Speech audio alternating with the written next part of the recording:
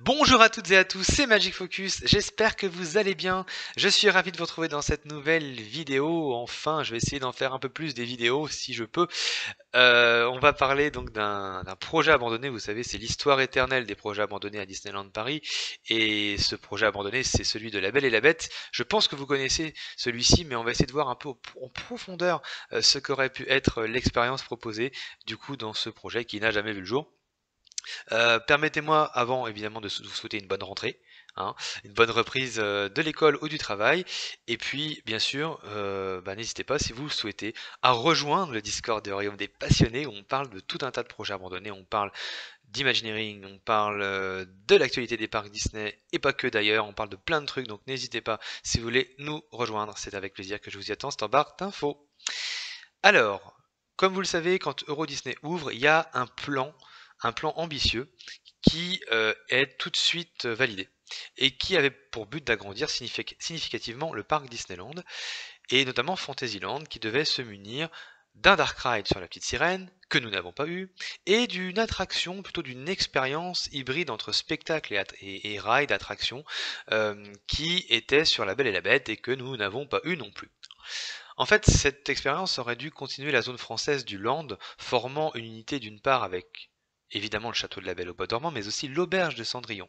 Et le visiteur serait arrivé dans un tout petit mini-village, reprenant les codes et quelques façades de celui du film, hein, comme on voit dans le début du dessin animé La Belle et la Bête.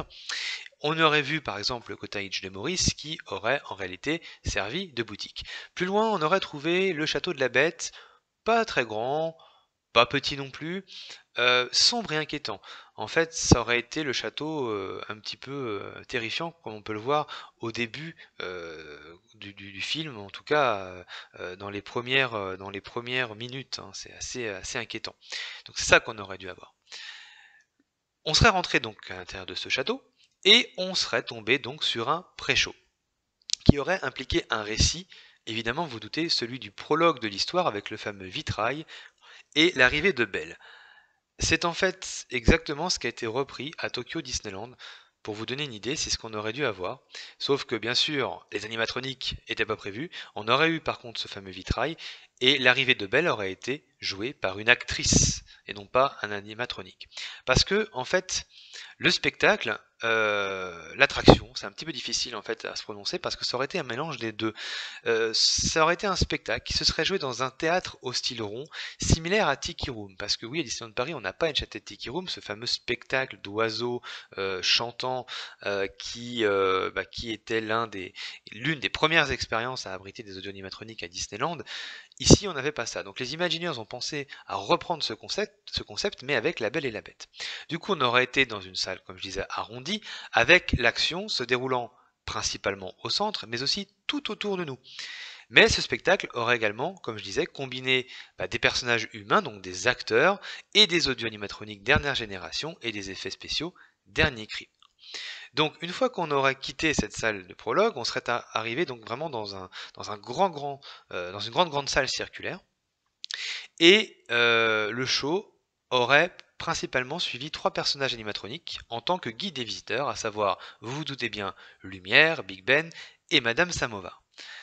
Donc Belle serait apparue comme un personnage humain, comme je disais, et aurait interréagi avec les publics à des moments spécifiques finalement de l'attraction. Donc les grands moments musicaux auraient été revisités, donc on aurait eu d'abord C'est la fête, pour lequel pas moins de 15 animatroniques auraient été utilisés ainsi que énormément d'effets spéciaux pour vraiment un rendu à 360 degrés. Ensuite, eh bien, il y aurait eu tout simplement euh, un énorme audio animatronique de la bête qui serait arrivé. Ça aurait été l'un des plus gros animatroniques vraiment jamais créés pour un parc Disney, hein. Ça aurait été vraiment dernier cri. De là, la belle aurait donné finalement une rose à une personne du public, on imagine un enfant, et c'est à ce moment-là que, eh bien, il y aurait eu des effets saisissants, avec notamment des effets de fumée, des effets de brume, des effets lumineux, pour une transformation de la bête devant les yeux des visiteurs, et bien sûr, cette transformation aurait laissé place à une bête en prince, donc en humain, pour rejoindre Belle pour un bal délicieux. La sortie de l'attraction, eh bien, elle se serait faite avec comme toile de fond le château, mais de l'autre côté, un château renaissant, comme par enchantement. Donc c'est une attraction qui n'aurait pas duré longtemps, hein, à peine 15 minutes. On aurait vraiment eu les points clés, tout simplement les points clés vraiment de l'histoire, sans pour autant que tout soit déroulé, que tout soit, disons, mis sous les yeux des visiteurs. Ça aurait vraiment été très sélectif. Alors, c'est une attraction bien sûr slash spectacle qui se serait jouée en continu hein, dans la journée puisque ça aurait vraiment, comme je disais, été très court.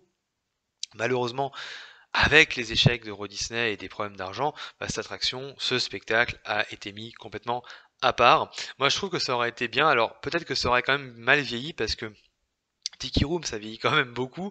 Alors certes, ça aurait été beaucoup plus moderne que Tiki Room, mais beaucoup plus intéressant parce que la licence Belle et la Bête fait que, voilà, aujourd'hui, ça aurait toujours un certain succès. Ceci dit, il aurait peut-être fallu revoir les animatroniques, revoir les effets spéciaux, revoir peut-être certaines choses techniques aussi.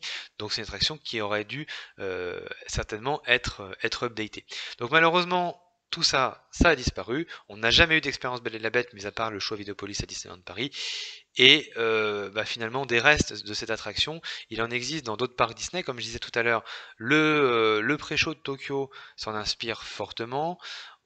Le village de Belle que l'on retrouve justement notamment à Magic Kingdom, à Walt Disney World, bah, s'inspire aussi directement du tout petit village de Belle qu'on aurait pu avoir.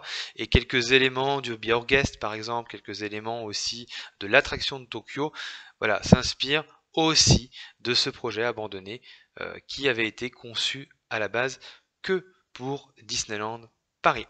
Donc c'est dommage, mais c'est comme ça malheureusement.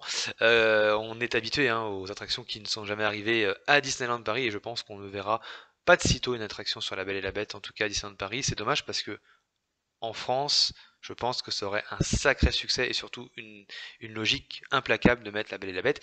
Mais voilà, c'est pas le cas. J'espère donc que cette vidéo vous a plu. N'hésitez pas à liker, à commenter, à vous abonner si vous voulez. Si vous voulez pas, c'est pas grave, vous êtes libre de faire ce que vous voulez. Après tout, aucun problème là-dessus. On se retrouve quant à nous dans une prochaine vidéo. Merci d'avoir regardé, à très bientôt. Salut, salut.